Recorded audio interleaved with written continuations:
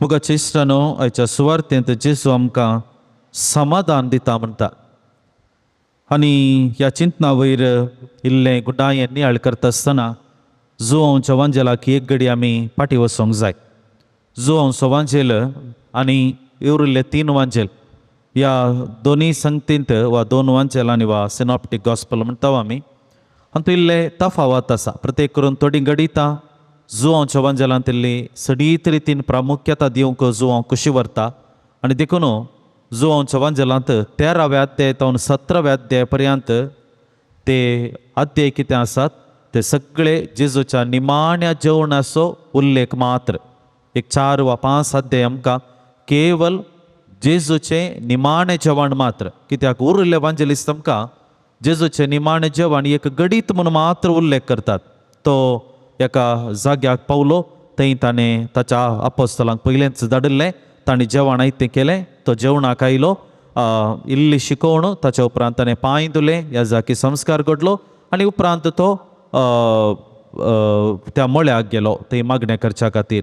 अशें म्हणून आमकां उरले वांजेलिस्ट सांगतात मातेव मार्क लूक. पूण जुआंव तशें सांगना. जुआंव जेजून ताच्या निमाण्या जेवणाच्या संभ्रमाक एक विशेष म्हत्व दिता आनी हो म्हत्व कशें दिता घेवन सांगल्यार ते 5 अध्याय कितें आसात जेजून आपल्या आपोस्तलां सांगता आपल्या काळजाची बोगणां एका रितीन वांटून घेवचें तसलीं आसात.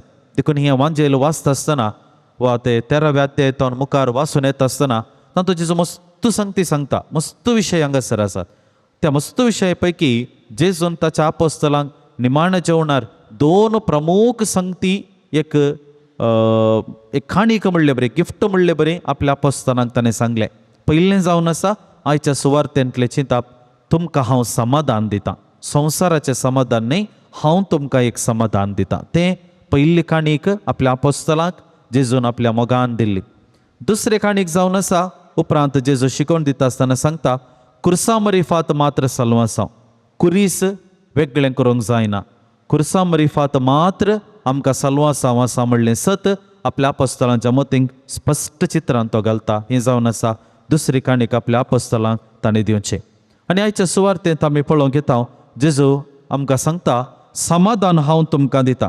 समाधान, समाधान तुमचें सवें आसूं, शांती तुमचें सवें आसूं. हीं उतरां आमकां मिसाच्या बलिदाना वेळार परत आनी परत आयकूंक मेळची जावन आसात.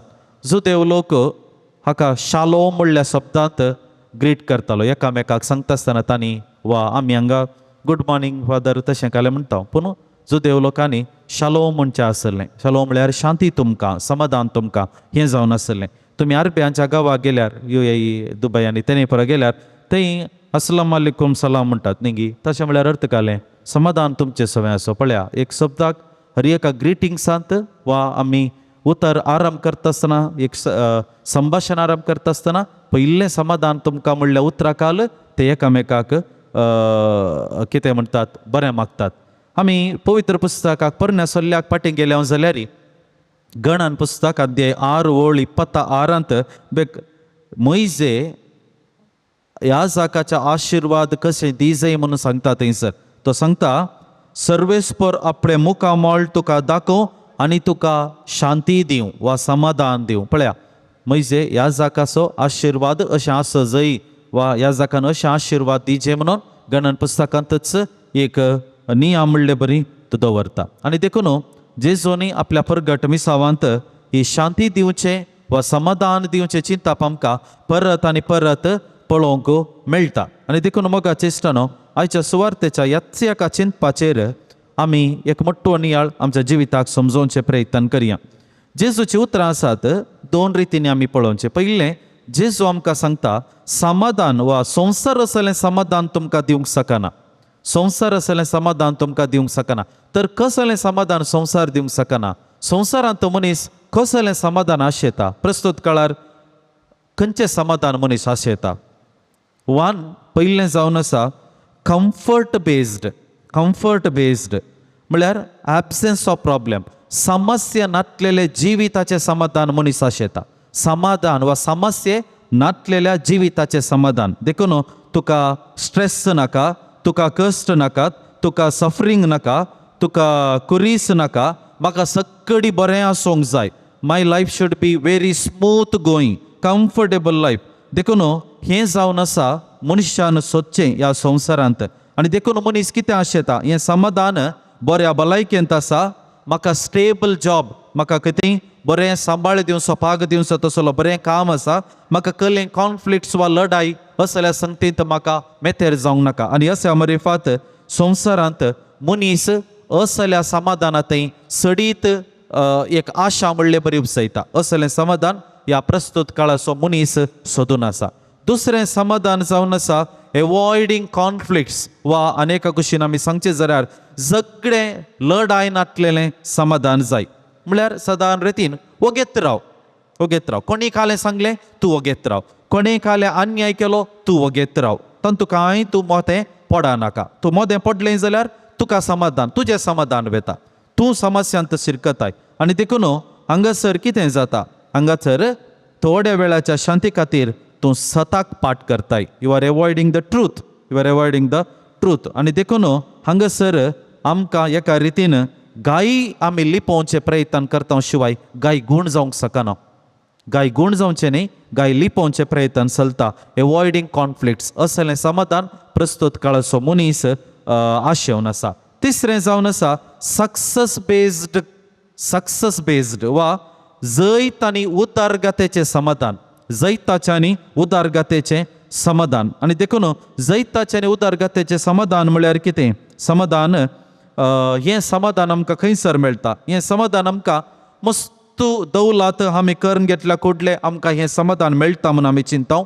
मॉडर्न गॅजेट्स, मॉडर्न काल रिलीज जाल्लें, आज रिलीज जाल्लें मोबायल, टॅब, लॅपटॉप म्हज्या टेबलार आसा तर तें समाधान मेळटा म्हणून आमी चिंताव. कम्फर्टेबल लॉंग टूर्स आनी कितें आसा तांतू आमकां समाधान मेळटा म्हणून आमी चिंताव.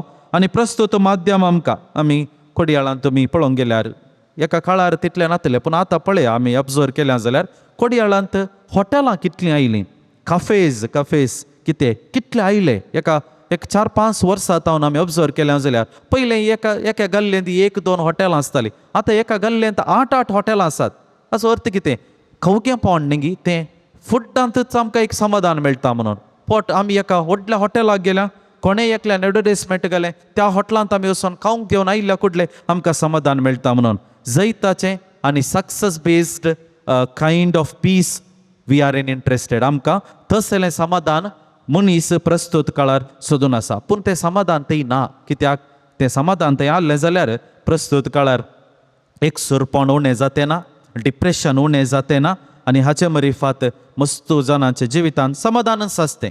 आज आलतारीर आज आमी हांगासर गरजेंत इतलो संख्यांनी आसतें ना, उणेंत आसतें. कित्याक समाधान आसा, देखून देव काल्याक म्हणलें न्ही की हें समाधान मनीस आशेता. पूण जेजू कितें सांगता, जेजू सांगता समाधान हांव तुमकां सोडून वेता, समाधान हांव तुमकां सोडून वेता.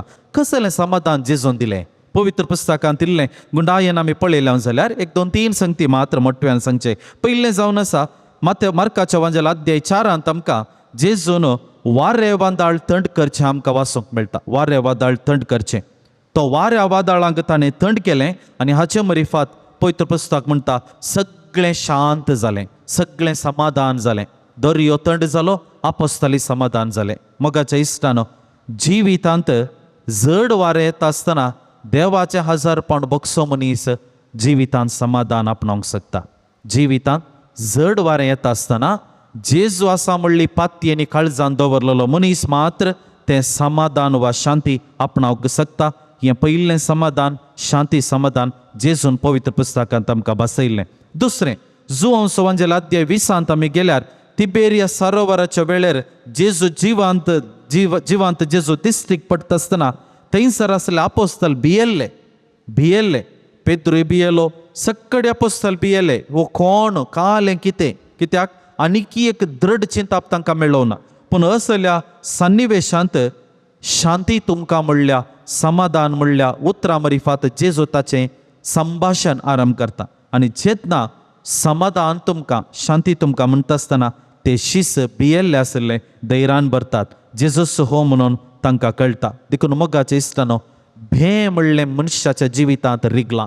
आज आमकां भें आसा, आमच्या हर एकल्याच्या जिवितांत भें आसा. विविध रितीचे बे न्ही केवळ आमचो जीव काडतात म्हणलें बे ते मात्र न्ही आमकां फाल्यांचे बे आसा भलायकेचे बे आसा आमच्या कुटुंबाचें कितें बे आसूंक पुरो विविध भे आमच्या जिवितांत रिगलां आनी ह्या बियाच्या वातावरणांत पेद्रू बरी जिवांत क्रिस्ताक वळखून सो मनीस ताचे हजरपण बगसो मनीस समाधान आपणावंक शकता.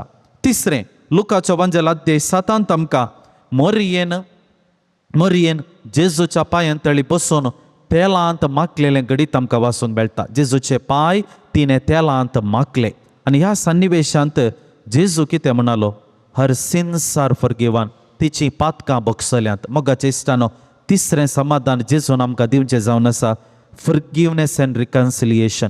बोगसाण्याच्या आनी आमच्या जिवितांत तें दूख आदारचें प्रयत्न आमी करता थवळ आमकां समाधान मेळटा. सन्निवेश आमी अनुभव करयेत एक सुटावें कुमसार नीज कुमसार वेचीक पुतान पाटी आयिल्ले दळाला बोगलेली ती ताच्या काळजांत आसलेली ती चिंतना घेवन जर तर हांव कुमसार जाता तें अनुभव शांती समाधानाचो अनुभव आनी तो अनुभव जेजू आमकां दिवंक शकता. आनी चवथें जावन आसा मार्काच्या वंजलांत 5व्या अध्यायांत आमकां पळोवंक मेळचें रक्तस्रावाच्या स्त्रियेक जेजून गुण केली. मोगाच्या इश्टानो peace is experienced through physical healing. आमच्या हर एकल्याच्या जिवितांत कुडीची भलायकी आमकां पाटी मेळटा आसतना तो समाधान शांती आमी अनुभव करूं शकता. आनी देखून पवित्र पुस्तकांत जेजूचें समाधान वस्तू केंद्रीत खाण केंद्रीत वा तें मात नातलें त्या सन्निवेशांत नातलें बगार दुसऱ्या सन्निवेशांनी जेजून आमकां समाधान बसयलां. देखून मोगाच्या इश्टानो आमच्या जिवितांत संदिग्ध स्थिती येताना तो आमचे सांगत आसा म्हणली दृढपत्तीनी तुजे लागीं आसूं दी. बे म्हाका भरता आसतना वा बे म्हाका येता आसतना तो म्हजे सांगत आसा म्हणली दृढपत्तीनी म्हज्या काळजांत आसूं दी. बोगसणाचो मनोभाव वृता करता आसतना आनी सांगताच आमच्या दिसपट्ट्या कुडीच्या आनी आमच्या संगतींक वा गरजाच्या संगतींक सोम्या लागीं येवन मागणें करता आसतना ताचें हजरपण आमकां बगून दी आनी आमरी फात खंडीत जावन संवसारांत आमकां हर एकल्यांक तें समाधान फावो जावं दी. It is not food, it is not beauty, it is not my things that give me happiness. म्हजें खाण म्हजें नेसान म्हजे लागीं आसलें कितें वस्तू केंद्रीत थंयसर समाधान ना. पगार समाधान जेजूच्या पांयां तळी आसा.